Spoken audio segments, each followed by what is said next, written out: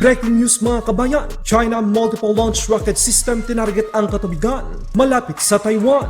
China, aatake na ba? Ayon sa China, ginawa nila ang Justice Mission 2025, isang pagtutol sa pagbenta ng Amerika ng mga armas sa Taiwan. Intercontinental ballistic missile, warship, fighter jets at multiple launch rocket system dineploy ng China upang sindakin ang Taiwan. Taiwan, hindi yuyok sa China. Taiwan F-16 nilak ang target at binalaan ang mga eroplanong mandirigma ng China. Taiwan Coast Guard at Navy tulong-tulong upang itaboy ang mga barko ng China na lumalapit sa kanila. Missile system ng Taiwan nakahanda sa anumang pagsalakay ng China. President Trump hindi nababahala sa ikinikilos ng China dahil ang US Strike Group ay nauna nang dineploy malapit sa Taiwan at Pilipinas.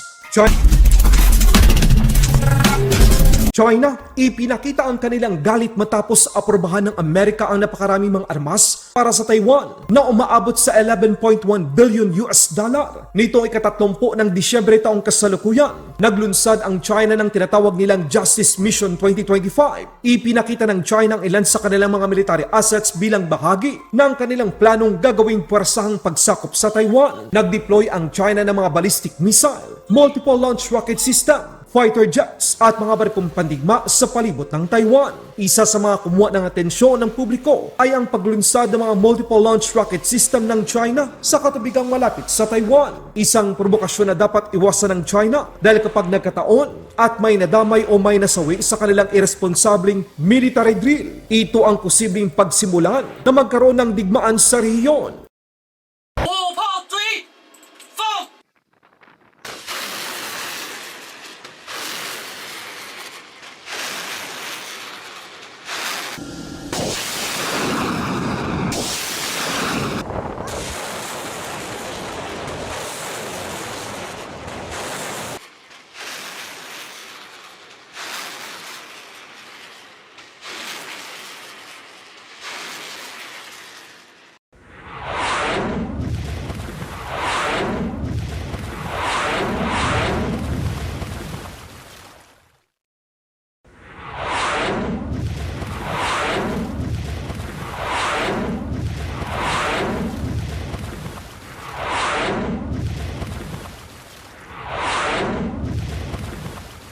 Taiwan, ang lakas din. Nagawa nitong mag-deploy ng mga fighter jets, warship, mga barko ng Coast Guard at iba pang mga missile system upang ipakita sa China na hindi sila basta-basta magpapasakop at laban kung laban. F-16 ng Taiwan Air Force, ang mga fighter jets, warship at Coast Guard ng China. Makikita na binalaan pa mismo ng armadong Taiwan F-16 ang fighter jets ng China. Hindi lang yan mga kabayan, nilak din ng Taiwan Air Force ang kanilang mga target laban sa mga eroplano mandirigma ng People's Republic of China. Ang mistulang pananakot ng China, sila pa ang naging katawa-tawa. Taiwan's Air Force reacts to a surprise Chinese military drill on Monday morning.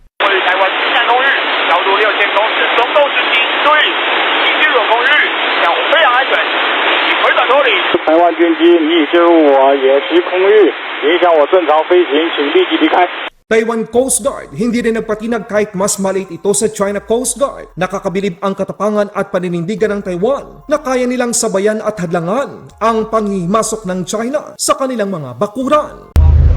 PP-100 勾动对峙中国海警13栋2号画面。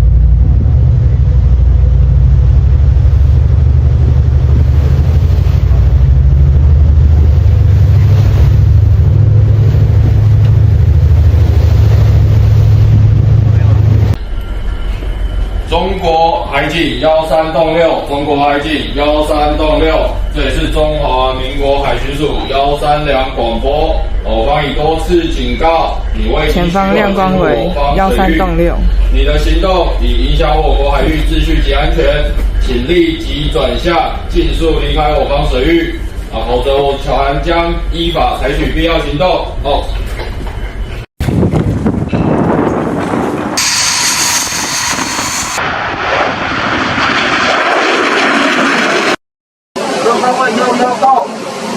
发动661。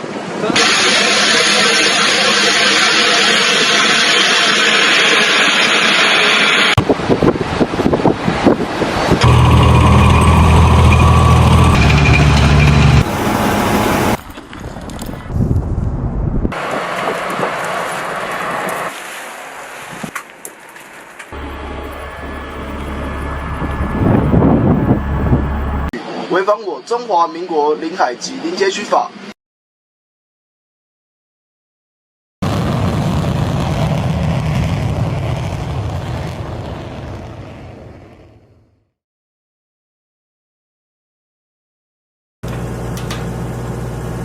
全正气保密器天花板摄影开启。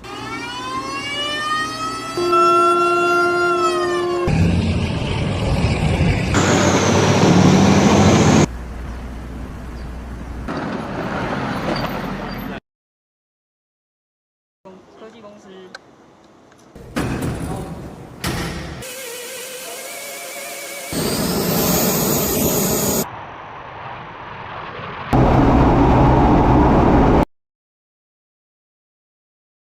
请你立刻返航。如你执意挑衅，我将采取驱离行动。 Hindi naman nababahala si President Trump sa mga ikinikilos ng China. Sa katunayan, bago pa man ang ginawang malawakang military drill ng China, nasa area na ng Baho de Masinloc ang Abraham Lincoln Carrier Strike Group ng Amerika. Mabilis pa sa alas 4 ang Estados Unidos. Basang-basa nila ang mga ikinikilos ng China. Simula sa pag-deploy ng China ng kanilang mga ballistic missile launcher, alam ng Amerika na merong gagawing hindi maganda ang Chinese Communist Party. Kahit binalutan pa at nagkunwaring mga mobile crane ang mga DF-61 ng People's Liberation Army, hindi ito makakalusot sa mas advanced na surveillance system ng Amerika. Sa ibang Laban Pinas.